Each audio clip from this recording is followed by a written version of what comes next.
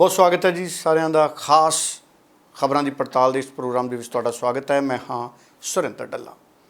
सबनों पता है कि सिद्धू मूसेवाले दे कतल नाल जुड़े होने के इल्ज़ामां के तहत दो नौजवान जिन्होंने कि गैंगस्टर कहा गया, जिहदे विच जगरूप रूपा ते मनप्रीत मनु, इन्हां दोवां नूं गैंगस्टर कहा गया तो इन्हां दा एनकाउंटर भी कर दिता गया। हालांकि पुलिस ने मौका दिता कि ये सरैंडर करन, पर इन्होंने सरैंडर नहीं किया। पुलिस कहती मुकाबले च मारे गए।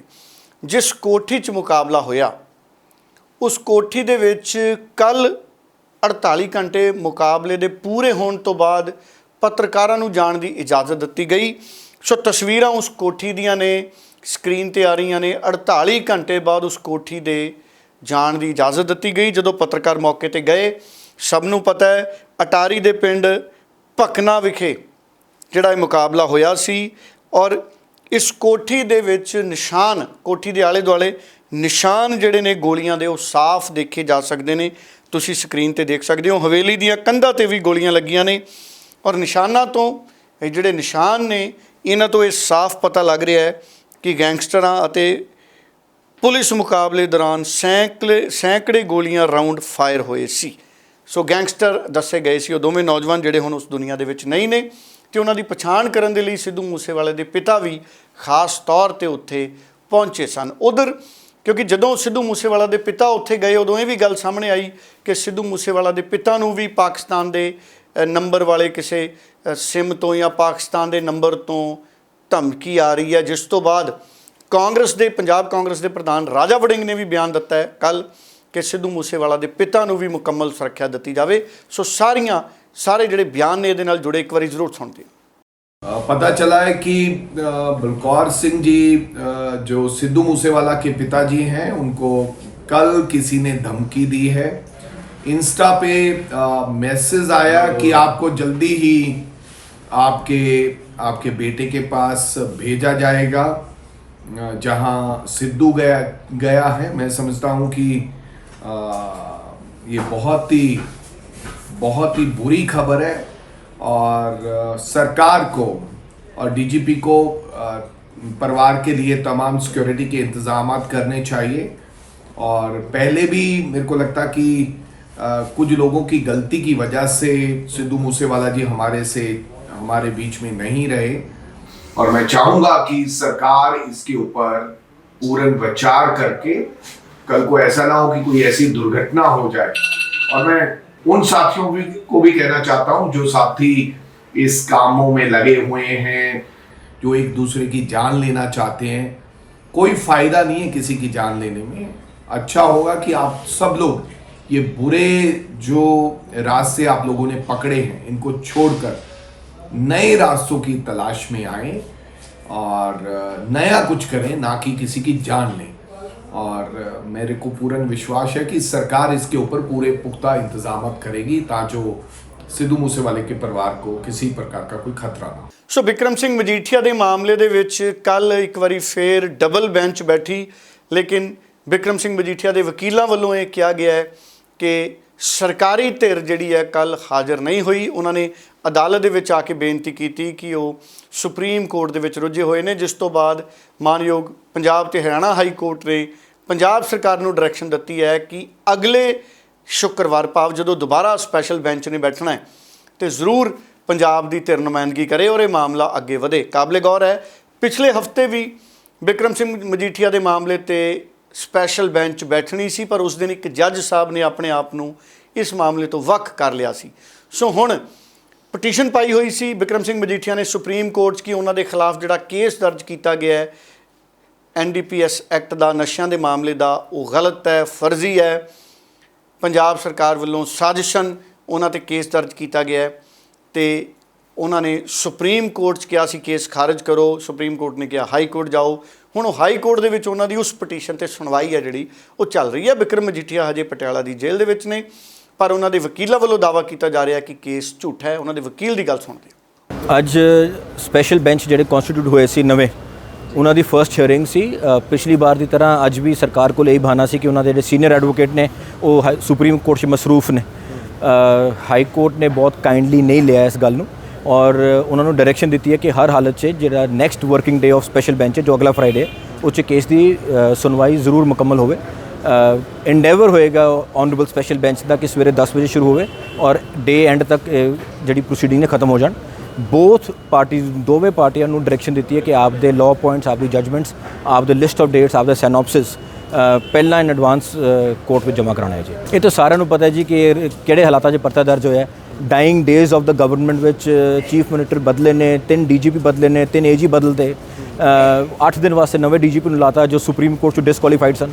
ਉਹਨਾਂ ਨੇ ਨਵਾਂ ਥਾਣਾ ਬਣਾ ਕੇ ਨਵਾਂ ਪਰਚਾ ਦੇਤਾ। ਉਹਦੇ ਬਾਅਦ ਹਰਪ੍ਰੀਤ ਸਿੰਘ ਸਿੱਧੂ ਦੀ ਜਿਹੜੀ ਪਰਸਨਲ ਰੰਜਿਸ਼ ਹੈ ਮਜੀਠੀਆ ਪਰਿਵਾਰ ਨਾਲ, ਉਹ ਤਾਂ ਬੱਚੇ ਨੂੰ ਪਤਾ ਹੈ। So political malafide, misuse of power, false implication only for political vendetta, ਇਹ ਸਾਰੀ ਦਲੀਲਾਂ ਅਪਾਰਟ ਫਰਮ ਅਦਰਸ ਸਾਰਾ ਕੁਝ ਸਾਹਮਣੇ ਆ ਹੀ ਜਾਏਗਾ ਜੀ ਔਰ ਸਾਨੂੰ ਪੂਰਾ ਯਕੀਨ ਹੈ ਜੀ ਕਿ ਜਸਟਿਸ ਮਿਲੇਗਾ। ਉਧਰ ਸਿਮਰਜੀਤ ਸਿੰਘ ਮਾਨ ਦੇ ਧੜੇ ਵੱਲੋਂ ਦਿੱਲੀ ਦੇ ਵਿੱਚ ਪਾਰਲੀਮੈਂਟ ਥਾਣੇ ਦੇ ਵਿੱਚ ਸ਼ਿਕਾਇਤ ਦਿੱਤੀ ਗਈ ਹੈ। ਦਿੱਲੀ ਸਟੇਟ ਇਕਾਈ ਦੇ ਸ਼੍ਰੋਮਣੀ ਅਕਾਲੀ ਦਲ ਅੰਮ੍ਰਿਤਸਰ ਦੇ ਪ੍ਰਧਾਨ ਨੇ ਸੰਸਾਰ ਸਿੰਘ ਔਰ ਇੱਕ ਉਹਨਾਂ ਦੇ ਹੋਰ ਲੀਡਰ ਨੇ ਜਿਹੜੇ ਅੰਮ੍ਰਿਤਸਰ ਨਾਲ ਜੁੜੇ ਨੇ। ਇਹਨਾਂ ਦੋਨਾਂ ਵੱਲੋਂ ਸੰਸਦ ਮਾਰਗ ਥਾਣੇ 'ਚ ਸ਼ਿਕਾਇਤ ਦਿੱਤੀ ਗਈ ਹੈ ਔਰ ਇਹਨਾਂ ਨੇ ਕਿਹਾ ਕਿ ਦਿੱਲੀ ਸਟੇਟ ਦੇ ਭਾਰਤੀ ਜਨਤਾ ਪਾਰਟੀ ਦੇ ਜਿਹੜੇ ਆਗੂ ਨੇ ਮਹਿਲਾ ਮੋਰਚੇ ਦੇ ਬੀਬੀ ਟੀਨਾ ਕਪੂਰ ਸ਼ਰਮਾ, ਉਹਨਾਂ ਨੇ ਸਿਮਰਜੀਤ ਸਿੰਘ ਮਾਨ ਦੇ ਜਿਹੜੇ ਬਿਆਨ ਨੇ ਉਹਨਾਂ ਨੂੰ ਤਰੋੜ ਮਰੋੜ ਕੇ ਇੱਕ ਤਰੀਕੇ ਨਾਲ ਪੇਸ਼ ਕੀਤਾ ਜਾਂ ਸਿਮਰਜੀਤ ਸਿੰਘ ਮਾਨ 'ਤੇ ਝੂਠੇ ਇਲਜ਼ਾਮ ਕਈ ਲਾਏ ਨੇ ਔਰ 182 ਦੀ ਧਾਰਾ ਦੇ ਤਹਿਤ ਕਾਰਵਾਈ ਕਰਨ ਦੀ ਸ਼ਿਕਾਇਤ ਦੇ ਦਿੱਤੀ ਗਈ ਹੈ। ਹਾਲਾਂਕਿ ਬੀਬੀ ਟੀਨਾ ਸ਼ਰਮਾ ਵੱਲੋਂ ਸਿਮਰਜੀਤ ਸਿੰਘ ਮਾਨ ਉਹਨਾਂ ਦੇ ਖਿਲਾਫ ਕਾਰਵਾਈ ਦੀ ਸ਼ਿਕਾਇਤ ਦਿੱਤੀ ਗਈ ਹੈ। ਹੁਣ ਵੇਖਦੇ ਹਾਂ ਵੀ ਕੀ ਪੁਲਿਸ ਜਾਂਚ ਕਰਦੀ ਹੈ, ਕਿ ਪੁਲਿਸ ਦੋਹਾਂ ਧਿਰਾਂ ਦੇ ਬਿਆਨ ਲਏਗੀ, ਇਹ ਮਾਮਲਾ ਕਿੱਥੇ ਜਾਂਦਾ ਵੇਖਦੇ ਹਾਂ। ਪਰ ਸਿਮਰਜੀਤ ਸਿੰਘ ਮਾਨ ਦਾ ਬਿਆਨ ਆਇਆ ਕਿ ਉਹ ਪਾਰਲੀਮੈਂਟ ਦੇ ਵਿੱਚ ਸਾਰੇ ਅਸਲ ਮੁੱਦਿਆਂ 'ਤੇ ਲੜਾਈ ਲੜਦੇ ਰਹਿਣਗੇ, ਬੰਦੀ ਸਿੱਖਾਂ ਦੀ ਰਿਹਾਈ ਦਾ ਮਸਲਾ ਚੱਕਣਗੇ ਔਰ ਉਹਨਾਂ ਨੇ ਇਹ ਮੰਗ ਵੀ ਕੀਤੀ ਕਿ ਸ਼੍ਰੋਮਣੀ ਗੁਰਦੁਆਰਾ ਪ੍ਰਬੰਧਕ ਕਮੇਟੀ ਦੀਆਂ ਚੋਣਾਂ ਹੋਣੀਆਂ ਚਾਹੀਦੀਆਂ ਨੇ। ਲਗਭਗ 11 ਸਾਲਾਂ ਤੋਂ ਚੋਣਾਂ ਨਹੀਂ ਹੋਈਆਂ। ਆਓ ਸੁਣਦੇ ਹਾਂ ਸਿਮਰਜੀਤ ਸਿੰਘ ਮਾਨ ਦਾ ਪੂਰਾ ਬਿਆਨ। एक तो बंदियों को छोड़ने की बात करनी है, दूसरा हमारी पार्लियामेंट जो SCPC है उसके 11 साल से इलेक्शन नहीं हो रहे। अगर दिल्ली की पार्लियामेंट के इलेक्शन 11 साल ना हो और मोदी साहब बगैर इलेक्शन से प्राइम मिनिस्टर बने रहें तो आप हिंदू लोग क्या करेंगे फिर? ऐसी स्थिति हमारे सिखों में है कि हमारी पार्लियामेंट के इलेक्शन 11 साल से नहीं हो रहे। हुकूमत हिंदू की है और अगर हिंदू सिखों को नहीं जानता, हमारे दिल को बाहर निकाल ले, अस्पताल में ले जाए, एक हिंदू के दिल को बाहर निकाल दे, उसको काट दे और देखे कि सिख और हिंदू के दिल में क्या फ़र्क है। अगर हिंदू बर्दाश्त नहीं कर सकता कि उनकी पार्लियामेंट भंग कर दी गई है, ऐसे ही हृदय सिखों का है कि हम भी बर्दाश्त नहीं करते कि हमारी पार्लियामेंट के इलेक्शन 11 साल से क्यों रोके हुए हैं। कह रहे हैं ना मान साहब के खिलाफ पार्लियामेंट में शिकायत दी है वो बीबी ने, हम भी पार्लियामेंट थाने में एक शिकायत दे रहे हैं कि जो बीबी ने शिकायत गलत की है, झूठी की है और ला की उल्ट की है। हम भी मांग कर रहे हैं संसार सिंह वगैरह सरे जाके कि उस पर 82 का केस हो। अभी कंप्लेंट देने जा रहे हैं थाने। उधर पंजाब के मुख्य मंत्री भगवंत मान कल फिरोजपुर के पिंड लोके कलां गए जिथे उन्होंने शहीद कुलदीप सिंह के परिवार के नाल दुख साझा किया। जदों शहीद कुलदीप सिंह का भोग सी उस वेले पंजाब सरकार वालों 5 लाख रुपए बतौर सहायता राशि भेंट किए गए सी। कल भगवंत सिंह मान खुद परिवार के नाल दुख साझा करन गए और बकाया 95 लाख रुपए की राशि का चैक भी सौंप के आए। पंजाब सरकार वालों ये नीतिगत फैसला है कि किसी भी शहीद के परिवार को 1 करोड़ रुपए की आर्थिक मदद दी जाएगी। सो भगवंत मान ने कहा कि परिवार की कोई भी लोड़ होएगी तो उन्होंने जरूर पूरा करनगे। ਵੋਟਾਂ ਦੇ ਵਿੱਚ ਜਾ ਰਹੇ ਸੀ ਤਾਂ ਅਸੀਂ ਲੋਕਾਂ ਨਾਲ ਵਾਅਦੇ ਕਰ ਰਹੇ ਸੀ ਕਿ ਆਹ ਕਰਾਂਗੇ। ਉਹਦੇ ਵਿੱਚ ਇੱਕ ਵਾਅਦਾ, ਇੱਕ ਗਰੰਟੀ ਇਹ ਵੀ ਸੀ ਕਿ ਜੇ ਕੋਈ ਪੰਜਾਬ ਦਾ ਫੌਜੀ, ਪੰਜਾਬ ਦਾ ਜਵਾਨ, ਪੰਜਾਬ ਦਾ ਕੋਈ ਅਫਸਰ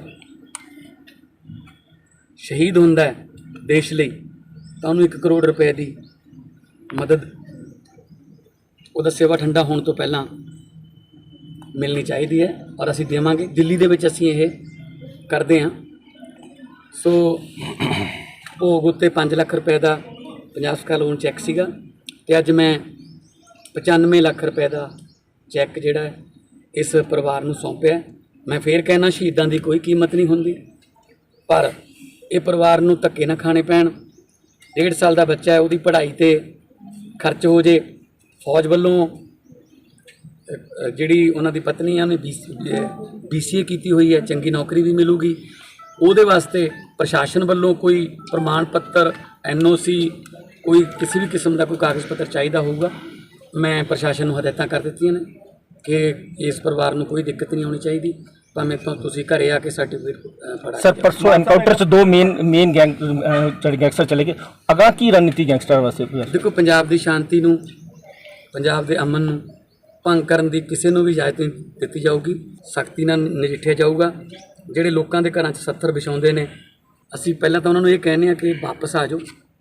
ਜੇ ਭਟਕੇ ਹੋਏ ਹੋ ਕਿਸੇ ਲਾਲਚ 'ਚ ਆ ਕੇ ਜਾਂ ਕਿਸੇ ਮਾੜੀ ਸੰਗਤ ਦਾ ਸ਼ਿਕਾਰ ਹੋ ਕੇ ਤੁਸੀਂ ਕਿਤੇ ਚਲੇ ਗਏ ਹੋ, ਵਾਪਸ ਆ ਜਾਓ।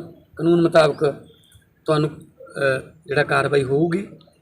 ਪਰ ਜੇਕਰ ਤੁਸੀਂ ਇਹ ਗਨ ਕਲਚਰ ਦੇ ਵਿੱਚ ਜਾਂ ਗੈਂਗਸਟਰ ਕਲਚਰ ਦੇ ਵਿੱਚ ਜਾਓਗੇ ਤਾਂ ਉੱਥੇ ਤਾਂ ਫਿਰ ਤੁਹਾਨੂੰ ਪਤਾ ਹੀ ਹੈ ਕਿ ਉੱਥੇ ਹਸ਼ਰ ਕੀ ਹੁੰਦਾ ਹੈ। ਸੋ ਲੀਡਰਾਂ ਦੇ ਨਵੇਂ ਬਿਆਨ ਆਉਂਦੇ ਨੇ। ਕਾਂਗਰਸ ਦੇ ਬਹੁਤ ਵੱਡੇ ਲੀਡਰ ਜੈਰਾਮ ਰਮੇਸ਼ ਜੀ ਆਏ ਸੀ, ਬੁੱਢੇ ਨਾਲੇ 'ਚ ਮੱਛੀਆਂ ਛੱਡ ਗਏ ਸੀ। ਕਹਿੰਦੇ ਬੁੱਢੇ ਨਾਲੇ ਦਾ ਪਾਣੀ ਸਾਫ਼ ਹੋ ਜੂ, ਇਹ ਮੱਛੀਆਂ ਸਾਫ਼ ਕਰ ਦੇਣਗੀਆਂ ਪਾਣੀ। ਪਰ ਪਾਣੀ ਹੋਰ ਕਾਲਾ ਹੁੰਦਾ ਗਿਆ ਕਿਉਂਕਿ ਵਕਤ ਦੇ ਨਾਲ ਬੁੱਢਾ ਨਾਲਾ ਕਾਲਾ ਹੁੰਦਾ ਜਾ ਰਿਹਾ। ਅਕਾਲੀ ਦਲ ਦੇ ਪ੍ਰਧਾਨ ਸੁਖਬੀਰ ਬਾਦਲ ਨੇ ਬੜੇ ਦਾਅਵੇ ਕੀਤੇ, ਉਸ ਤੋਂ ਪਹਿਲਾਂ ਕੈਪਟਨ ਅਮਰਿੰਦਰ ਸਿੰਘ ਨੇ ਬੜੇ ਦਾਅਵੇ ਕੀਤੇ ਕਿ ਬੁੱਢਾ ਨਾਲਾ ਚਿੱਟਾ ਕਰ ਦਿਆਂਗੇ। ਨਸ਼ੇ ਵਾਲਾ ਚਿੱਟਾ ਪੰਜਾਬ 'ਚ ਜ਼ਰੂਰ ਆ ਗਿਆ ਪਰ ਬੁੱਢਾ ਨਾਲਾ ਚਿੱਟਾ ਨਹੀਂ ਹੋਇਆ। ਔਰ ਹੁਣ ਆਮ ਆਦਮੀ ਪਾਰਟੀ ਦੇ ਮੰਤਰੀ ਨੇ ਇੰਦਰਬੀਰ ਸਿੰਘ ਨਿੱਜਰ, ਜਿਹੜੇ ਕਿ ਲੋਕਲ ਬਾਡੀਜ਼ ਮੰਤਰੀ ਨੇ, ਉਹਨਾਂ ਨੇ ਦਾਅਵਾ ਕੀਤਾ ਕਿ 6 ਮਹੀਨਿਆਂ ਦੇ ਵਿੱਚ ਬੁੱਢੇ ਨਾਲੇ ਨੂੰ ਤੇ ਪਾਣੀ ਨੂੰ ਨਹਾਉਣ ਵਰਗਾ ਕਰ ਦਿਆਂਗੇ, ਵੀ ਤੁਸੀਂ ਨਹਾ ਸਕਦੇ ਹੋ। ਇਸ ਤਰੀਕੇ ਨਾਲ ਸੰਕੇਤਕ ਉਹਨਾਂ ਨੇ ਗੱਲ ਕੀ, ਇੱਕ ਤਰੀਕੇ ਨਾਲ ਪਾਣੀ ਹੈ ਜਿਹੜਾ ਨਹਾਉਣ ਜੋਗਾ ਕਰ ਦੇਣਗੇ।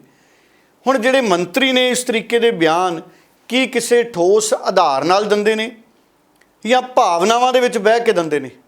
ਜਿਵੇਂ ਪਾਣੀ 'ਚ ਕਈ ਵਾਰੀ ਭਾਵਨਾਵਾਂ ਰੁੜ ਜਾਂਦੀਆਂ ਨੇ। ਕੀ ਸੱਚਮੁੱਚ ਸਨਅਤੀ ਕੇਂਦਰ ਲੁਧਿਆਣੇ ਦਾ ਬੁੱਢਾ ਨਾਲਾ 6 ਮਹੀਨਿਆਂ 'ਚ ਅਜਿਹਾ ਹੋ ਜਾਏਗਾ ਕਿ ਅਸੀਂ ਤੁਸੀਂ ਇਹਦੇ 'ਚ ਨਹਾ ਸਕਾਂਗੇ? ਤੇ ਜੇ ਅਜਿਹਾ ਨਹੀਂ ਹੋਇਆ ਤੇ ਫਿਰ ਇੰਦਰਬੀਰ ਸਿੰਘ ਨਿੱਜਰ ਉਹਨਾਂ ਦਾ ਬਿਆਨ ਵੀ ਆਉਂਦੇ ਸਮੇਂ 'ਚ ਯਾਦ ਕੀਤਾ ਜਾਊਗਾ, ਜਿਵੇਂ ਪਹਿਲਾਂ ਕਈ ਲੀਡਰਾਂ ਦੇ ਬਿਆਨ ਯਾਦ ਕੀਤੇ ਜਾਂਦੇ ਨੇ। ਜਿਵੇਂ ਕੈਪਟਨ ਅਮਰਿੰਦਰ ਨੇ ਘਰ ਘਰ ਨੌਕਰੀ, ਲੱਕ ਤੋੜਨ ਵਾਲੀ ਗੱਲ ਕੀਤੀ, ਜਾਂ ਜਿਵੇਂ 15 ਲੱਖ ਰੁਪਏ ਖਾਤਿਆਂ ਦੀ ਗੱਲ ਹੋਈ, ਜੁਮਲੇ ਚੱਲੇ, ਜਿਵੇਂ ਬਦਲਾਅ ਵਾਲੀ ਗੱਲ ਹੋਈ। ਸੋ ਇਹ 6 ਮਹੀਨਿਆਂ ਦੇ ਵਿੱਚ ਬੁੱਢੇ ਨਾਲੇ 'ਚ ਜੇ ਪਾਣੀ ਚਿੱਟਾ ਨਾ ਹੋਇਆ ਤੇ ਬਦਲਾਅ ਵਾਲੀ ਗੱਲ ਫਿਰ ਮਜ਼ਾਕ ਦੇ ਰੂਪ 'ਚ ਅੱਗੇ ਵਧੂਗੀ। ਸੋ ਇਸ ਕਰਕੇ ਜਿਹੜੇ ਮੰਤਰੀ ਨੇ ਜਾਂ ਵਿਧਾਇਕ ਨੇ, ਮੈਨੂੰ ਲੱਗਦਾ ਉਹਨਾਂ ਨੂੰ ਕਿਸੇ ਵੀ ਪੱਤਰਕਾਰ ਦੇ ਸਵਾਲ ਦਾ ਜਵਾਬ ਤੱਥ ਤੇ ਆંકੜਿਆਂ ਦੇ ਨਾਲ ਦੇਣਾ ਚਾਹੀਦਾ ਹੈ। ਸੋ ਸੁਪਨੇ ਪੰਜਾਬੀਆਂ ਨੇ ਪਹਿਲੇ ਬਹੁਤ ਦੇਖੇ ਹੈ, ਸੁਪਨਿਆਂ ਤੋਂ ਪੰਜਾਬੀ ਅੱਕੇ ਪਏ ਨੇ। ਹਾਂਜੀ, ਉਹਨਾਂ ਨੂੰ ਭਰੋਸਾ ਆ, ਉਹਨਾਂ ਨੂੰ ਹੌਸਲਾ ਹੈ ਕਿ ਜੋ ਅਸੀਂ ਸਫਾਈ ਕਰ ਰਹੇ ਹਾਂ ਇਹਨਾਂ ਪਾਣੀ ਸਾਫ਼ ਹੋਏਗਾ ਕਿ ਅਸੀਂ ਉਹ 'ਚ ਨਹਾ ਸਕਾਂਗੇ। ਡੈਫੀਨਿਟਲੀ ਹੋਏਗਾ ਜੀ, ਪੱਕਾ ਹੋਏਗਾ। ਅਸੀਂ ਜਿਹੜਾ 200 ਕਿਊਸੈਕ ਪਾਣੀ ਛੱਡ ਰਹੇ ਆ ਉਹ ਵੀ ਡੈਫੀਨਿਟਲੀ ਉਹਨੂੰ ਸਾਫ਼ ਕਰ ਰਿਹਾ ਆ। ਕੁਝ ਡਰੈਜਿੰਗ ਵੀ ਕਰਨ ਦੀ ਗੱਲ ਹੈਗੀ ਹੈ। ਫਿਰ ਜਿੰਨੇ STP ETP ਲੱਗ ਰਹੇ ਨੇ, ਕਾਮਨ ਐਫਲੂਐਂਟ ਟ੍ਰੀਟਮੈਂਟ ਪਲਾਂਟ ਲੱਗ ਰਹੇ ਨੇ, ਅਸੀਂ ਡੈਫੀਨਿਟਲੀ ਫਰਕ ਪਾਵਾਂਗੇ ਜੀ, ਫਰਕ ਪਏਗਾ ਜੀ, ਬਿਲਕੁਲ ਫਰਕ ਪਏਗਾ। ਜਾਂਚ ਕਰਾਉਂਗੇ, ਬੁੱਢਾ ਨਾਲਾ ਹਾਲੇ ਤੱਕ ਸਾਫ਼ ਨਹੀਂ ਹੋਇਆ, ਬਹੁਤ ਸਾਰੇ ਪੈਸਾ ਇੱਥੇ ਆਇਆ ਵਾ। ਸਾਡੀ 3 ਮਹੀਨੇ ਦੀ ਟੀਮ ਲੱਗੀ ਹੈ ਨਾ ਦਰਿਆ ਤੇ। ਸਰ ਮੈਂ ਕਿ ਜਾਂਚ ਕਰਾਉਂਗੇ, ਬਿਲਕੁਲ, ਹਾਂ ਬਿਲਕੁਲ ਕਰਾਂਗੇ। ਅਸੀਂ ਦੋਵੇਂ ਕੰਮ ਕਰਾਂਗੇ, ਕੰਮ ਵੀ ਕਰਾਂਗੇ ਔਰ ਜਾਂਚ ਵੀ ਕਰਾਵਾਂਗੇ। ਮਤਲਬ ਜਿਹੜਾ ਅੱਗੇ ਕੰਮ ਚੱਲਦਾ ਜਾਏਗਾ, ਰੁਕਣਾ ਨਹੀਂ ਅਸੀਂ। ਇਹ ਨਹੀਂ ਕਿ ਜਾਂਚਾਂ 'ਚ ਲੱਗ ਜੀ ਤੇ ਕੰਮ ਨਾ ਕਰਾਈਏ। ਸੋ ਕੰਮ ਤੇ ਨੰਬਰ 1 ਤੇ ਚੱਲੇਗਾ ਸਾਡਾ। ਹੁਣ ਜਿਹੜੀ ਕੰਪਨੀ ਬਣ ਰਹੀ ਹੈ ਉਹ ਸਰਕਾਰ ਦੀ, ਜੋ ਵੀ ਰਨਿੰਗ ਦਾ ਸਿਸਟਮ ਇਹਨੂੰ ਬਣੇਗਾ, ਇੱਕ ਸਿਸਟਮ ਬਣਨਾ ਚਲਾਉਣ ਦਾ ਨੂੰ, ਉਹ ਸਰਕਾਰ ਚਲਾਏਗੀ। ਉਹਨੂੰ ਮਿਨਿਸਟਰ ਰਿਸਪੌਂਸਿਬਲ ਹੋਏਗਾ, ਸੈਕਟਰੀ ਰਿਸਪੌਂਸਿਬਲ ਹੋਏਗਾ, ਥੱਲੇ ਕਾਰਪੋਰੇਸ਼ਨ ਦਾ ਚੇਅਰਮੈਨ, ਵਾਟਰ ਰੇਟਸ ਵਗੈरह ਸਾਰੇ ਗਵਰਨਮੈਂਟ ਸਭ ਕਰੇਗੀ। ਜੋ ਵੀ ਕਰੇਗਾ, ਜੋ ਵੀ ਸਿਸਟਮ ਬਣੇਗਾ ਉਹ ਗਵਰਨਮੈਂਟ ਕਰੇਗੀ। ਪੰਜਾਬ ਦੇ ਖੇਤੀਬਾੜੀ ਮੰਤਰੀ ਕੁਲਦੀਪ ਢਾਲੀਵਾਲ ਤੇ ਵੱਖ-ਵੱਖ ਕਿਸਾਨ ਜਥੇਬੰਦੀਆਂ ਦੀ ਮੀਟਿੰਗ ਵੀ ਹੋਈ। ਦੋਵਾਂ ਦੀ ਪ੍ਰੈਸ ਕਾਨਫਰੰਸ ਹੋਈ। ਕਿਸਾਨਾਂ ਨੇ ਵੀ ਪ੍ਰੈਸ ਕਾਨਫਰੰਸ ਕੀਤੀ, ਕੁਲਦੀਪ ਢਾਲੀਵਾਲ ਨੇ ਵੀ ਪ੍ਰੈਸ ਕਾਨਫਰੰਸ ਕੀਤੀ। ਇੱਕ ਇੱਕ ਕਰਕੇ ਦੋਹਾਂ ਦੀ ਗੱਲ ਸੁਣਦੇ ਹਾਂ। ਕਿਸਾਨਾਂ ਦੀਆਂ ਦਿੱਕਤਾਂ ਨੇ, ਉਹ ਕਹਿੰਦੇ ਅਸੀਂ 18, 19 ਤੇ 20 ਅਗਸਤ ਨੂੰ ਵੱਡਾ ਮੋਰਚਾ ਲਾ ਸਕਦੇ ਹਾਂ ਜਾਂ ਲਾਣ ਜਾ ਰਹੇ ਹਾਂ। ਸੋ ਉਹ ਕਹਿੰਦੇ ਵੀ ਜਿਹੜੇ ਪਰਚੇ ਦਰਜ ਕੀਤੇ ਗਏ ਉਹ ਰੱਦ ਨਹੀਂ ਹੋਏ। ਮੂੰਗੀ ਦੀ ਫਸਲ ਦੇ ਉੱਤੇ ਵੀ ਸਰਕਾਰ ਨੇ ਜੋ ਕਿਹਾ ਸੀ ਉਹ ਗੱਲ ਬਣੀ ਨਹੀਂ। ਭਗਵੰਤ ਮਾਨ ਜੀ ਦੀ ਮੂੰਗੀ ਰੁਲ ਗਈ, MSP ਨਹੀਂ ਮਿਲੀ। ਸੋ ਭਗਵੰਤ ਮਾਨ ਜੀ ਦਾ ਡ੍ਰੀਮ ਪ੍ਰੋਜੈਕਟ ਸੀ ਸਭ ਤੋਂ ਪਹਿਲਾਂ ਮੂੰਗੀ ਵਾਲਾ, ਪਰ ਭਗਵੰਤ ਮਾਨ ਜੀ ਮੂੰਗੀ ਦਾ ਮਸਲਾ ਹੱਲ ਕਰੋ, ਕਿਉਂਕਿ ਗੱਲ ਖੇਤੀਬਾੜੀ ਦੇ ਬਦਲਾਅ ਦੀ ਇੱਥੋਂ ਹੀ ਸ਼ੁਰੂ ਹੋਣੀ ਹੈ। ਜੇ ਮੂੰਗੀ ਰੁਲ ਗਈ ਤੇ ਤੁਹਾਡੀਆਂ ਗੱਲਾਂ ਤੇ ਭਰੋਸਾ ਘਟ ਜਾਣਾ ਆਉਣ ਵਾਲੇ ਸਮੇਂ ਦੇ ਵਿੱਚ। ਹੁਣ ਇਹਦੇ ਨਾਲ ਗੱਲ ਸੁਣਦੇ ਹਾਂ ਖੇਤੀਬਾੜੀ ਮੰਤਰੀ ਦੀ ਵੀ, ਤੇ ਗੰਨੇ ਦਾ ਬਕਾਇਆ ਜਿਹੜਾ ਉਹ ਕਿਵੇਂ ਮਿਲਣਾ ਹੈ। ਹੌਲੀ ਕਹਿੰਦੇ 3 ਕਿਸ਼ਤਾਂ ਜਾਰੀ ਕਰਾਂਗੇ 100 ਕਰੋੜ ਦੀਆਂ। ਸੋ ਫਗਵਾੜੇ ਦੀ ਜਿਹੜੀ ਸ਼ੂਗਰ ਮਿੱਲ ਹੈ ਉਹਦਾ ਬਕਾਇਆ ਪੈਸਾ ਬਹੁਤ ਪੁਰਾਣਾ ਰੌਲਾ ਹੈ। ਸੋ ਕਈ ਵਾਰੀ ਕੈਪਟਨ ਅਮਰਿੰਦਰ ਦੇ ਮੂੰਹ ਨੂੰ ਲੱਡੂ ਵੀ ਲਾ ਚੁੱਕੇ ਕਿਸਾਨ, ਲੇਕਿਨ ਗੱਲ ਨਹੀਂ ਬਣੀ। ਸੋ ਵੇਖਦੇ ਹਾਂ ਕਿ ਹੁਣ ਕੀ ਪੱਖ ਹੈ ਦੋਵਾਂ ਧਿਰਾਂ ਦਾ। 100-125 ਦੇ ਕਰੀਬ ਕਿਸਾਨ ਸਾਡਾ ਰਹਿੰਦਾ ਜਿਨ੍ਹਾਂ ਨੂੰ ਨੌਕਰੀਆਂ ਨਹੀਂ ਮਿਲੀਆਂ, ਮੁਆਵਜ਼ਾ ਨਹੀਂ ਮਿਲਿਆ। ਉਹ ਅੱਜ ਅਸੀਂ ਬੇਨਤੀ ਕੀਤੀ ਗਈ ਆ ਤੇ ਸਾਨੂੰ ਵਿਸ਼ਵਾਸ ਦਿਵਾਇਆ ਗਿਆ ਉਹਨਾਂ ਨੂੰ ਨੌਕਰੀ ਵੀ ਮਿਲੂਗੀ ਤੇ ਮੁਆਵਜ਼ਾ ਵੀ ਮਿਲੂਗਾ। ਦੂਸਰਾ ਜਿਹੜੇ ਸਾਡੇ ਕਿਸਾਨ ਜਿਨ੍ਹਾਂ ਨੂੰ ਨੌਕਰੀਆਂ ਮਿਲੀਆਂ ਸੀ, ਕਈਆਂ ਨੂੰ 4th ਕਲਾਸ ਮਿਲ ਗਈਆਂ ਸੀ, ਭਾਵੇਂ BA MA ਸੀ, ਉਹ ਵੀ ਅਸੀਂ ਬੇਨਤੀ ਕੀਤੀ ਆ ਵੀ ਉਹਨਾਂ ਦੀ ਯੋਗਤਾ ਮੁਤਾਬਕ ਉਹਨਾਂ ਨੂੰ ਜਿਹੜੀਆਂ ਨੌਕਰੀਆਂ ਮਿਲ ਜਾਣ। ਦੂਸਰਾ ਉਹਨਾਂ ਨੂੰ ਕਿਹਾ ਕਨੈਕਸ਼ਨ, ਬਿਜਲੀ ਦੇ ਮੋਟਰਾਂ ਨਹੀਂ ਹੈਗੀਆਂ, ਕਿਸਾਨਾਂ ਨੇ ਸਾਨੂੰ ਕਿਹਾ ਸੀ, ਅਸੀਂ ਕਿਹਾ ਫ੍ਰੀ ਉਹਨਾਂ ਨੂੰ ਜਿਹੜੇ ਬਿਜਲੀ ਦੇ ਕਨੈਕਸ਼ਨ ਦਿੱਤੇ ਜਾਣ। ਦੂਸਰੀ ਜਿਹੜੀ ਮੇਰੇ ਕੋਲ ਮੰਗ ਸੀ ਅਵਾਰਾ ਡੰਗਰ ਤੇ ਪਾਲਤੂ ਡੰਗਰਾਂ ਦੀ ਗੱਲ ਸੀ। ਅਸੀਂ ਕਿਹਾ ਪਾਲਤੂ ਡੰਗਰ ਇੰਨੇ ਤੁਰੇ ਫਿਰਦੇ ਆ, ਜਿਵੇਂ ਸਾਡੇ ਤੇ ਤੁਸੀਂ ਸੀਟ ਬੈਲਟ ਦਾ 5000 10000 ਜੁਰਮਾਨਾ ਲਾਉਂਦੇ ਹੋ, ਇਸ ਤਰ੍ਹਾਂ ਹੀ ਇਹ ਕਾਨੂੰਨ ਆ ਵੀ ਅਵਾਰਾ ਡੰਗਰ ਸੜਕਾਂ ਤੇ ਨਹੀਂ ਫਿਰ ਸਕਦੇ। ਉਹਨਾਂ ਲਈ ਵੀ ਜਿਹੜੇ ਪਾਲਤੂ ਡੰਗਰ ਲਈ ਫਿਰਦੇ ਆ ਉਹਨਾਂ ਤੇ ਵੀ ਜੁਰਮਾਨਾ ਫਿਕਸ ਕਰੋ ਤੇ ਇਹਨਾਂ ਨੂੰ ਬੰਦ ਕਰੋ। ਇਹ ਐਕਸੀਡੈਂਟ ਦਾ ਵੱਡਾ ਕਾਰਨ ਬਣਦੇ ਆ। ਮੂੰਗੀ ਦਾ ਉਹ ਕਹਿੰਦੇ ਸੀ MSP ਤੇ ਅਸੀਂ ਦਵਾਂਗੇ, ਖਰੀਦਾਂਗੇ। ਅੱਜ ਬੜੀ ਜ਼ੋਰ ਨਾਲ ਰੇਜ਼ ਕੀਤਾ ਔਰ ਮੰਤਰੀ ਨੂੰ ਮਜਬੂਰ ਕੀਤਾ ਇਸ ਗੱਲ ਲਈ ਕਿ ਜਿਹੜੀ ਮੂੰਗੀ ਘੱਟ ਰੇਟ ਤੇ ਵਿਕੀ ਹੈ ਜਾਂ ਜਿਹੜੀ ਮੂੰਗੀ ਲੋਕਾਂ ਦੇ ਘਰਾਂ 'ਚ ਪਈ ਆ ਉਹ ਖਰੀਦੀ ਜਾਵੇ, ਜੋ ਘੱਟ ਰੇਟ ਤੇ ਵਿਕੀ ਆ ਉਹਦਾ ਜੋ ਬਕਾਇਆ ਬਣਦਾ ਉਹ ਦਿੱਤਾ ਜਾਵੇ ਕਿਸਾਨਾਂ ਨੂੰ। ਉਹਨਾਂ ਨੇ ਇਸ ਗੱਲ ਦਾ ਯਕੀਨ ਦਿਵਾਇਆ ਵੀ ਅਸੀਂ ਫੈਸਲਾ ਕੀਤਾ ਦੇਵਾਂਗੇ। ਜੇ ਵੀ ਕਿਤੇ ਕਮੀ ਰਹਿ ਰਹੀ ਹੈ ਅਫਸਰਾਂ ਨੂੰ ਹਦਾਇਤਾਂ ਦਿੱਤੀਆਂ ਵੀ ਡਿਟੇਲ ਕਰਕੇ ਦੱਸੋ ਸਾਨੂੰ ਵੀ ਇਹਦੇ ਤੇ ਕੀ ਕਰਨਾ। ਉਦੋਂ ਅਗਲਾ ਮਸਲਾ ਸਾਡਾ ਸੀ ਆਬਾਦਕਾਰਾਂ ਦਾ, ਤੇ ਉਹ ਚਲੋ ਇਹਨਾਂ ਦੇ ਮਹਿਕਮੇ ਨਾਲ ਨਹੀਂ ਸੀ, ਉਹਨਾਂ ਨੇ ਸੁਣ ਲਿਆ, ਕਹਿੰਦੇ ਕਿ ਅਗਲੀ ਵਾਰੀ ਕਰਾਂਗੇ। ਕਰਜ਼ੇ ਦੇ ਮਸਲੇ ਦੇ ਉੱਤੇ ਉਹਨਾਂ ਨੇ ਇੰਨਾ ਕੁ ਜ਼ਰੂਰ ਕਿਹਾ, ਕਰਜ਼ੇ ਦੇ ਮਸਲੇ ਤੇ ਅਸੀਂ ਬਹੁਤ ਡੂੰਘੇ ਤਰੀਕੇ ਨਾਲ ਦੱਸਿਆ ਇਹਨੂੰ ਸਰਕਾਰ ਨੂੰ ਕਿ ਪੰਜਾਬ ਸਰਕਾਰ ਨਾਲ ਤੁਹਾਨੂੰ ਇੱਕ ਗੱਲ ਦੱਸ ਲਈਏ ਕਿ ਅਮਰਿੰਦਰ ਸਿੰਘ ਦੀ ਸਰਕਾਰ ਵੇਲੇ 2 ਲੱਖ ਰੁਪਏ ਦੀ ਕਰਜ਼ੇ ਤੇ ਲੀਕ ਮਾਰਨ ਦਾ ਫੈਸਲਾ ਹੋਇਆ ਸੀ। ਅਸੀਂ ਮੰਗ ਕੀਤੀ ਹੈ ਸਰਕਾਰ ਤੋਂ ਕਿ 2 ਲੱਖ ਰੁਪਏ ਜਿਹੜਾ ਲੀਕ ਮਾਰੀ ਜਾ ਰਹੀ ਸੀ ਕਿਸਾਨਾਂ ਦੇ ਜਿਹੜੇ ਰਹਿ ਗਏ, ਘੱਟੋ ਘੱਟ ਉਹਨਾਂ ਦੇ ਤਾਂ ਲੀਕ ਮਾਰੋ। ਅਗਲੇ ਆਉਣ ਵਾਲੇ ਸਮੇਂ 'ਚ ਕਰਜ਼ੇ ਦੇ ਉੱਤੇ ਕਿਵੇਂ ਡੀਲ ਕਰਨਾ ਹੈ, ਕਰਜ਼ਾ ਨਿਬੇੜੂ ਕਾਨੂੰਨ ਬਣਾਉਣਾ ਹੈ, ਮਨੀ ਲੈਂਡਿੰਗ ਐਕਟ ਬਣਾਉਣਾ ਵਗੈਰਾ ਵਗੈਰਾ, ਇਹਦੇ ਤੇ ਅਸੀਂ ਕਿਹਾ ਵੀ ਚੱਲ ਅਗਲੇ ਸਮੇਂ 'ਚ ਡਿਸਕਸ਼ਨ ਕਰਾਂਗੇ। ਕਿ ਜੇਕਰ ਤੁਸੀਂ ਆਪਣੇ ਕੀਤੇ ਹੋਏ ਵਾਅਦੇ ਤੋਂ ਪਿੱਛੇ ਹਟੇ ਤਾਂ ਫਿਰ ਸਾਨੂੰ, ਜਿਵੇਂ ਅਸੀਂ ਹੁਣ SKM ਨੇ ਇੱਕ ਉਲੀਕਿਆ ਹੈ ਕਿ 18, 19 ਤੇ 20 ਅਗਸਤ ਨੂੰ ਅਸੀਂ ਵੱਡਾ ਮੋਰਚਾ ਲਾਉਣ ਜਾ ਰਹੇ ਹਾਂ ਲਖੀਮਪੁਰ ਖੀਰੀ, ਤੇ ਫਿਰ ਉਹ ਮੋਰਚੇ ਹੋਰ ਲੰਬੇ ਵੀ ਹੋ ਸਕਦੇ ਆ, ਵੱਡੇ ਵੀ ਹੋ ਸਕਦੇ ਆ, ਦਿੱਲੀ ਨੂੰ ਵੀ ਘੇਰ ਸਕਦੇ ਆ। ਸਰਕਾਰ ਨੂੰ ਤਾੜਨਾ ਕਰਦੇ ਆ ਕਿ ਇਹਨਾਂ ਆਪਣੀਆਂ ਹਰਕਤਾਂ ਤੋਂ ਬਾਜ ਆ ਜਾਓ ਔਰ ਜਿਹੜਾ ਵਾਅਦਾ ਕੀਤਾ ਹੋਇਆ ਸਾਰੇ ਦੇ ਸਾਰੇ ਪਰਚੇ ਜਿਹੜੇ ਉਹ ਰੱਦ ਕਰੋ। ਲਾਸਟ ਵੀਕ ਸਾਡੀ ਇੱਕ ਮੀਟਿੰਗ ਹੋਈ ਦੁਆਬੇ ਦੇ ਕਿਸਾਨ ਆਗੂਆਂ ਵੱਲੋਂ, ਉਹਨਾਂ ਦੇ ਨਾਲ ਪੰਜਾਬ ਭਵਨ ਦੇ ਵਿੱਚ। ਉਹਨਾਂ ਦਾ ਇੱਕ ਮਸਲਾ ਸੀਗਾ ਕਿ ਫਗਵਾੜੇ ਦੀ ਸ਼ੂਗਰ ਮਿਲ ਜਿਹੜੀ ਆ ਪ੍ਰਾਈਵੇਟ ਸ਼ੂਗਰ ਮਿਲ, ਉਹਦਾ ਬਕਾਇਆ ਜਿਹੜਾ ਕਿਸਾਨਾਂ ਦਾ ਕਰੀਬ 72,000 ਬਕਾਇਆ ਰਹਿੰਦਾ, ਉਹਦੇ ਸਬੰਧ ਵਿੱਚ ਉਹਨਾਂ ਨਾਲ ਬੜੀ ਲੰਬੀ ਚੌੜੀ ਮੀਟਿੰਗ ਹੋਈ। ਉਦੋਂ ਤੋਂ ਬਾਅਦ ਅਸੀਂ ਸਾਰੇ ਅਫਸਰਾਂ ਨੇ, ਮੈਂ ਮਾਨਯੋਗ ਮੁੱਖ ਮੰਤਰੀ ਸਰਦਾਰ ਭਗਵੰਤ ਸਿੰਘ ਮਾਨ ਜੀ ਨਾਲ ਮੀਟਿੰਗ ਕੀਤੀ ਔਰ ਅਸੀਂ ਜੋ ਤੈਅ ਕੀਤਾ ਕਿ ਪਹਿਲੀ ਗੱਲ ਕਰੀਬ 300 ਕਰੋੜ ਜਿਹੜਾ ਬਕਾਇਆ ਗੰਨੇ ਦਾ, ਜਿਹੜਾ ਸਹਿਕਾਰੀ ਮਿੱਲਾਂ ਦਾ, ਕੋਆਪਰੇਟਿਵ ਮਿੱਲਾਂ ਦਾ, ਸਰਕਾਰੀ ਮਿੱਲਾਂ ਦਾ, ਪੰਜਾਬ ਸਰਕਾਰ ਨੇ ਉਹ ਬਕਾਇਆ ਦੇਣ ਦਾ ਜਿਹੜਾ ਫੈਸਲਾ ਕੀਤਾ, ਉਦੋਂ 3 ਹਿੱਸਿਆਂ ਦੇ ਵਿੱਚ ਅਸੀਂ ਪਹਿਲੀ 100 ਕਰੋੜ ਦੀ ਕਿਸ਼ਤ ਜਿਹੜੀ ਆ ਐਸੇ ਮਹੀਨੇ ਦੇ ਵਿੱਚ ਉਹ ਜਾਰੀ ਕਰ ਦਿਆਂਗੇ।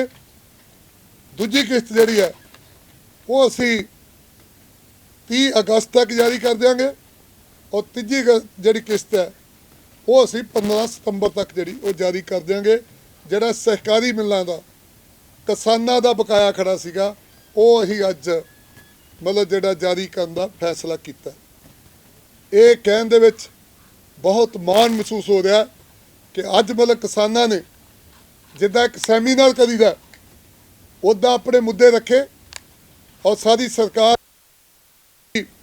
ਸਾਡੇ ਐਡੀਸ਼ਨਲ ਚੀਫ ਸੈਕਟਰੀ ਸਾਡੇ ਮੈਡਮ ਚਲੇ ਗਏ ਰਵਨੀਤ ਕੌਰ ਜੀ, ਉਹ ਵੀ ਐਡੀਸ਼ਨਲ ਚੀਫ ਸੈਕਟਰੀ, ਸਾਡੇ ਬੜੇ ਖੇਤੀ ਵਿਭਾਗ ਨਾਲ ਸੰਬੰਧਿਤ ਅਧਿਕਾਰੀ ਸਾਰੇ, ਗੰਨਾ ਸ਼ੂਗਰ ਕੈਨ ਦੇ ਨਾਲ ਸੰਬੰਧਿਤ ਅਧਿਕਾਰੀ ਸਾਰੇ ਸੀਗੇ, ਔਰ ਅਸੀਂ ਉਹਨਾਂ ਦੀਆਂ ਗੱਲਾਂ ਨੂੰ ਬਹੁਤ ਧਿਆਨ ਨਾਲ ਸੁਣਿਆ, ਔਰ ਅਸੀਂ ਉਹਨਾਂ ਨੂੰ ਕਿਹਾ ਕਿ ਤੁਹਾਨੂੰ ਕੋਈ ਵੀ ਪੰਜਾਬ ਦੇ ਵਿੱਚ ਕਿਸੇ ਵੀ ਕਿਸਮ ਦਾ, ਪੰਜਾਬ ਸਰਕਾਰ ਜਿਹੜੀ ਆ ਕਿਸੇ ਵੀ ਕਿਸਮ ਦਾ ਜਿਹੜੀ ਤੁਹਾਨੂੰ ਸਮੱਸਿਆ ਆਵੇ ਉਹਦੇ ਹੱਲ ਲਈ ਤੁਹਾਡੇ ਲਈ ਤਿਆਰ ਬਰ ਤਿਆਰ ਹੈ, ਕਿਉਂਕਿ 72% ਤੋਂ ਉੱਪਰ ਪੰਜਾਬ ਦੀ ਜਿਹੜੀ ਟੋਟਲ ਫਸਲ ਆ ਉਹ ਸਿੱਧੇ ਜਾਂ ਸਿੱਧੇ ਢੰਗ ਨਾਲ ਉਹ ਖੇਤੀਬਾੜੀ ਨਾਲ ਜੁੜੀ ਹੈ।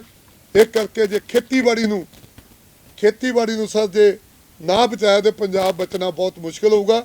ਉਧਰ ਹਵਾਲਾ ਕਮੇਟੀ ਦੇ ਮੈਂਬਰਾਂ ਨੇ ਫੈਸਲਾ ਕੀਤਾ ਹੈ ਕਿ ਪੰਜਾਬ ਦੇ ਸਾਰੇ 117 ਵਿਧਾਇਕਾਂ ਨੂੰ ਬੰਦੀ ਸਿੰਘਾਂ ਦੀ ਰਿਹਾਈ ਦੇ ਲਈ ਮੰਗ ਪੱਤਰ ਦਿੱਤਾ ਜਾਊਗਾ। ਹਵਾਲਾ ਕਮੇਟੀ ਦੇ ਵੱਖ-ਵੱਖ ਮੈਂਬਰਾਂ ਦਾ ਕੀ ਕਹਿਣਾ, ਇੱਕ ਵਾਰੀ ਸੁਣ ਲਈਏ। ਮੈਂ ਅੱਜ ਇੱਥੇ ਇੱਕ ਐਲਾਨ ਕਰਨ ਜਾ ਰਹੇ ਹਾਂ ਕਿ ਪਿਛਲੇ 4-5 ਮਹੀਨਿਆਂ ਤੋਂ ਪੰਜਾਬ ਦੇ ਵਿੱਚ ਚੋਣਾਂ ਹੋਣ ਦੇ ਬਾਅਦ ਭਗਵੰਤ ਮਾਨ ਦੀ ਸਰਕਾਰ ਬਣੀ ਸੀ। ਚੋਣਾਂ ਦੇ ਸਮੇਂ ਸਾਰੀਆਂ ਹੀ ਸਿਆਸੀ ਪਾਰਟੀਆਂ ਨੇ ਅੱਡੀਆਂ ਚੁੱਕ ਕੇ ਇਹ ਗੱਲ ਕੀਤੀ ਸੀਗੀ ਕਿ ਬੰਦੀ ਸਿੰਘਾਂ ਦਾ ਮੁੱਦਾ ਬਹੁਤ ਵੱਡਾ ਮੁੱਦਾ ਹੈ ਅਤੇ ਉਹਨਾਂ ਦੀ ਰਿਹਾਈ ਜਿਹੜੀ ਹੈ ਸਰਕਾਰ ਬਣਨ ਦੇ ਬਾਅਦ ਇਹ ਕੀਤੀ ਜਾਵੇਗੀ। ਲੇਕਿਨ ਅੱਜ ਸਮਾਂ ਕਾਫੀ ਬੀਤ ਗਿਆ, ਨਾ ਤਾਂ ਦਿੱਲੀ ਦੀ ਸਰਕਾਰ ਦਾ ਕੇਜਰੀਵਾਲ ਅਤੇ ਨਾ ਹੀ ਭਗਵੰਤ ਮਾਨ ਵੱਲੋਂ ਕੋਈ ਵੀ ਹਿਲਜੁਲ ਹੋਈ ਹੈ, ਕਿਉਂਕਿ ਪੰਥ ਦੇ ਵਿੱਚ ਇਸ ਵੇਲੇ ਬੜੀ ਬੇਚੈਨੀ ਹੈ, ਨਿਰਾਸ਼ਾ ਹੈ ਕਿ ਸਰਕਾਰਾਂ ਕੁਝ ਵੀ ਨਹੀਂ ਕਰ ਰਹੀਆਂ। ਉਹਦੇ ਵਾਸਤੇ ਜਥੇਦਾਰ ਜਗਤਾਰ ਸਿੰਘ ਜੀ ਹਵਾਰਾ ਜੋ ਕਿ ਤਿਹਾੜ ਜੇਲ੍ਹ ਦੇ ਵਿੱਚ ਹੈਗੇ ਹਨ, ਉਹਨਾਂ ਨੇ ਆਪਣੇ ਨਿੱਜੀ ਸਹਾਇਕ ਅਤੇ ਮੁਲਾਕਾਤੀਆਂ ਦੇ ਰਾਹੀਂ ਸਾਡੇ ਤੱਕ ਇਹ ਸੁਨੇਹਾ ਭੇਜਿਆ ਕਿ ਆਉਣ ਵਾਲੇ ਸਮੇਂ ਦੇ ਵਿੱਚ ਤੁਸੀਂ ਬੰਦੀ ਸਿੰਘਾਂ ਦੀ ਰਿਹਾਈ ਵਾਸਤੇ ਪੰਜਾਬ ਦੇ 117 ਜਿਹੜੇ MLA ਨੇ, ਚਾਹੇ ਉਹ ਆਪ ਦੇ ਨੇ ਚਾਹੇ ਬਾਦਲ ਦੇ ਨੇ, ਧੜੇ ਦੇ ਨੇ, ਕਿਸੇ ਵੀ ਧੜੇ ਨਾਲ ਸੰਬੰਧਿਤ ਹੋਣ, ਇਹਨਾਂ ਸਾਰਿਆਂ ਨੂੰ ਇੱਕ ਮੰਗ ਪੱਤਰ ਦੇਣਾ ਹੈ ਜਿਹਦੇ ਵਿੱਚ ਕਿ ਉਹਨਾਂ ਨੂੰ ਇਸ ਗੱਲ ਦਾ ਅਹਿਸਾਸ ਕਰਾਉਣਾ ਹੈ ਕਿ ਉਹਨਾਂ ਦੀ ਸੰਵਿਧਾਨਿਕ ਡਿਊਟੀ ਬਣਦੀ ਹੈ। ਚੋਣਾਂ ਜਿੱਤਣ ਦੇ ਬਾਅਦ ਉਹਨਾਂ ਦੀ ਸੰਵਿਧਾਨਿਕ ਡਿਊਟੀ ਬਣਦੀ ਹੈ ਕਿ ਉਹ ਵਿਧਾਨ ਸਭਾ ਦੇ ਵਿੱਚ ਬੰਦੀ ਸਿੰਘਾਂ ਦੇ ਮਨੁੱਖੀ ਅਧਿਕਾਰਾਂ ਨੂੰ ਧਿਆਨ 'ਚ ਰੱਖਦੇ ਹੋਏ ਉਹ ਵਿਧਾਨ ਸਭਾ ਦੇ ਵਿੱਚ ਆਵਾਜ਼ ਬੁਲੰਦ ਕਰਨ ਤੇ ਜਿੱਥੇ ਰਿਹਾਈਆਂ ਬਣਦੀਆਂ ਨੇ ਰਿਹਾਈਆਂ ਦਿੱਤੀਆਂ ਜਾਣ, ਜਿੱਥੇ ਪੈਰੋਲ ਬਣਦੀ ਹੈ ਪੈਰੋਲ ਦਿੱਤੀ ਜਾਵੇ, ਜਿੱਥੇ ਜੇਲ੍ਹ ਤਬਦੀਲੀ ਬਣਦੀ ਹੈ ਜੇਲ੍ਹ ਤਬਦੀਲੀ ਕੀਤੀ ਜਾਵੇ। ਸੋ CBSE ਦੀ 12ਵੀਂ ਜਮਾਤ ਦੇ ਨਤੀਜੇ ਐਲਾਨੇ ਗਏ ਨੇ ਔਰ ਵੱਡੀ ਗੱਲ ਇਹ ਰਹੀ ਹੈ ਕਿ ਸਨਅਤੀ ਕੇਂਦਰ ਲੁਧਿਆਣਾ ਤੋਂ ਅੰਸ਼ਿਕਾ ਚੌਧਰੀ ਇੱਕ ਬੱਚੀ ਹੈ ਜਿਨੇ 99.4% ਅੰਕ ਹਾਸਲ ਕੀਤੇ ਨੇ। ਸੋ ਲਗਭਗ 100% ਅੰਕਾਂ ਦੇ ਨੇੜੇ ਸੀ ਇਹ ਵਿਦਿਆਰਥੀ। 0.96 ਦੇ ਫਾਸਲੇ ਦੇ ਨਾਲ ਮੈਂ ਕਹਿ ਸਕਦਾ ਕਿ ਇਹ ਰਹਿ ਗਿਆ, ਨਹੀਂ ਤਾਂ 100% ਅੰਕ ਹੋਣੇ ਸੀ। ਤਸਵੀਰਾਂ ਤੁਸੀਂ ਵੇਖ ਰਹੇ ਹੋ, CBSE ਵੱਲੋਂ 12ਵੀਂ ਦੇ ਨਤੀਜੇ ਐਲਾਨੇ ਗਏ ਨੇ। ਦੇਸ਼ ਭਰ ਦੇ ਵਿੱਚ ਅੰਸ਼ਿਕਾ ਚੌਧਰੀ ਨੇ ਹਿਊਮੈਨਿਟੀਜ਼ 'ਚ, ਜਿਹਨੂੰ ਅਸੀਂ ਆਰਟਸ ਕਹਿੰਦੇ ਹਾਂ, 99.4% 500 ਚੋਂ 497 ਅੰਕ ਹਾਸਲ ਕੀਤੇ ਨੇ। ਸੋ ਅੰਸ਼ਿਕਾ ਚੌਧਰੀ UPSC ਕਰਨਾ ਚਾਹੁੰਦੇ ਨੇ ਤੇ 11ਵੀਂ ਦੀ ਜਮਾਤ ਤੋਂ ਇਹਦੀ ਤਿਆਰੀ ਕਰ ਰਹੇ ਸੀ। ਸੋ ਧੀ ਦੀ ਕਾਮਯਾਬੀ ਤੇ ਉਸਦੇ ਮਾਤਾ ਪਿਤਾ ਸੋਨੀਆ ਵਰਮਾ ਤੇ ਗਰੀਸ਼ ਚੌਧਰੀ ਬਹੁਤ ਖੁਸ਼ ਨੇ। ਗਰੀਸ਼ ਆਨਲਾਈਨ ਕਾਰੋਬਾਰ ਕਰਦੇ ਨੇ ਤੇ ਉਹਨਾਂ ਦੀ ਇੱਕ ਵੈਬਸਾਈਟ ਹੈ। ਸੋਨੀਆ ਵਰਮਾ ਜੀ ਸਰਕਾਰੀ ਅਧਿਆਪਕ ਨੇ ਔਰ ਮਾਂ-ਬਾਪ ਨੇ ਦੱਸਿਆ ਕਿ ਬੇਟੀ ਨੂੰ ਸੰਸਕਾਰ ਦੇਣ ਤੇ ਜੀਵਨ ਦੀ ਸੱਚਾਈ ਤੋਂ ਜਾਣੂ ਕਰਾਉਣ ਦੇ ਉਹਨਾਂ ਨੇ ਹਮੇਸ਼ਾ ਜ਼ੋਰ ਦਿੱਤਾ ਹੈ। ਔਰ ਇਹਦੇ ਨਾਲ ਹੀ ਸੋਨੀਆ ਵਰਮਾ ਨੇ ਕਿਹਾ ਕਿ ਉਹਨਾਂ ਨੇ ਸਵੇਰੇ ਡਿਊਟੀ ਤੇ ਜਾਣਾ ਹੁੰਦਾ ਪਰ ਦੁਪਹਿਰ ਤੋਂ ਬਾਅਦ ਉਹ ਬੱਚਿਆਂ ਨੂੰ ਪੂਰਾ ਸਮਾਂ ਦੇਣ ਦੀ ਕੋਸ਼ਿਸ਼ ਕਰਦੇ ਨੇ ਤੇ ਉਹਨਾਂ ਦੀ ਧੀ ਦਾ ਜਿਹੜਾ ਵੀ ਸੁਪਨਾ ਹੈ ਉਹ ਉਹਨਾਂ ਨੂੰ ਪੂਰਾ ਕਰਨ ਦੀ ਕੋਸ਼ਿਸ਼ ਕਰਨਗੇ। ਸੋ ਪਰਿਵਾਰ ਤੇ ਆਸ-ਪਾਸ ਦੇ ਲੋਕ ਤੇ ਉਹਨਾਂ ਦੇ ਜਿਹੜੇ ਕਲਾਸਮੇਟਸ ਨੇ ਉਹ ਸਾਰੇ ਹੀ बड़ा मान महसूस कर रहे हैं, बहुत ज़्यादा खुश ने। जी अंशिका चौधरी। कौन सी क्लास में आपका रिजल्ट आया? जी मेरा 12th में आया है, 99.4% आई है ह्यूमैनिटीज़। जी जी स्कूल वाले बहुत गाइड करते थे, स्कूल वालों से ही पढ़ी हूँ मैं बचपन से ट्यूशन नहीं गई, या तो पेरेंट्स ने पढ़ाया या तो स्कूल वालों ने पढ़ाया, तो स्कूल वालों के बहुत ज़्यादा। कौन कौन है आपके?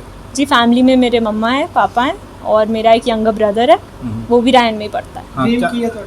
जी मैं I am UPSC CSC aspirant, मैं IAS ऑफिसर बनना चाहती हूँ, तो उसके लिए तैयारी कर रही हूँ अभी तो।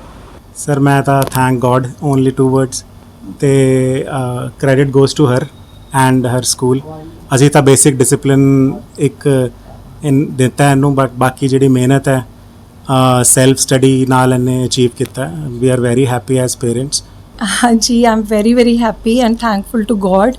सब तो पहला तो ईश्वर का बहुत शुक्रिया है, उन्हें इन्ना अच्छा दिन दिखाया है। तो बाकी second credit to her hard work only, बहुत मेहनत की है इसने, तो सैल्फ स्टडी की है बहुत कंसिस्टेंटली, इन्हें अपने आप नू डिसिपलिन रख के बहुत अच्छा टारगेट। ਸੋ ਜ਼ਰੂਰ ਬੱਚਿਆਂ ਨੂੰ ਹਮੇਸ਼ਾ ਪ੍ਰੇਰਿਤ ਕਰਕੇ ਰੱਖਣਾ ਚਾਹੀਦਾ ਹੈ। ਉਹ ਬੱਚਿਆਂ ਨੂੰ ਵੀ ਝਿੜਕਣਾ ਨਹੀਂ ਚਾਹੀਦਾ ਜਿਨ੍ਹਾਂ ਦੇ ਨੰਬਰ ਘੱਟ ਆਉਂਦੇ ਨੇ। ਨੰਬਰ ਵੱਧ ਆਉਣ ਵਾਲੇ ਵਿਦਿਆਰਥੀਆਂ ਨੂੰ ਸ਼ਾਬਾਸ਼, ਤੇ ਨੰਬਰ ਘੱਟ ਆਉਣ ਵਾਲੇ ਵਿਦਿਆਰਥੀਆਂ ਦਾ ਹੌਸਲਾ ਅਫਜ਼ਾਈ ਕਰਨੀ ਚਾਹੀਦੀ ਹੈ ਕਿ ਤੁਸੀਂ ਵੀ ਕੋਸ਼ਿਸ਼ ਕਰੋ ਕਿ ਨੰਬਰ ਹੋਰ ਜ਼ਿਆਦਾ ਆਉਣ। ਉਂਝ ਇਹ ਵੀ ਇੱਕ ਸੱਚਾਈ ਹੈ ਕਿ ਹਰ ਵਿਦਿਆਰਥੀ ਦੇ ਵਿੱਚ ਕੁਝ ਨਾ ਕੁਝ ਖਾਸ ਗੁਣ ਹੁੰਦੇ ਨੇ। ਸੋ ਜੇ ਕੋਈ ਨੰਬਰਾਂ 'ਚ ਅੱਗੇ ਨਹੀਂ ਹੈ, ਉਹ ਖੇਡਾਂ 'ਚ ਅੱਗੇ ਹੈ, ਉਹ ਖੋਜ 'ਚ ਅੱਗੇ ਹੈ, ਉਸ ਪਾਸੇ ਉਹਦੀ ਪ੍ਰਤਿਭਾ ਪਛਾਣ ਕੇ ਅਸੀਂ ਉਹਦਾ ਹੌਸਲਾ ਵਧਾਈਏ, ਨਾ ਕਿ ਅਸੀਂ ਘੱਟ ਨੰਬਰਾਂ ਵਾਲੇ ਵਿਦਿਆਰਥੀਆਂ ਨੂੰ ਟਿੱਚਰਾਂ ਕਰੀਏ। ਸੋ ਇਸ ਕਰਕੇ ਸਾਡੀ ਵੀ ਇਹ ਵੱਡੀ ਜ਼ਿੰਮੇਵਾਰੀ ਹੈ। ਸੋ ਫਿਲਹਾਲ ਇਹ ਖਾਸ ਖਬਰ ਸੀ, ਮੈਂ ਤਾਂ ਲਈ। ਸੋ ਖਬਰਾਂ ਦੇ ਐਨਾਲਿਸਿਸ ਨੂੰ ਕੱਲ੍ਹ ਫਿਰ ਜਾਰੀ ਰੱਖਾਂਗੇ। ਬਹੁਤ ਧੰਨਵਾਦ।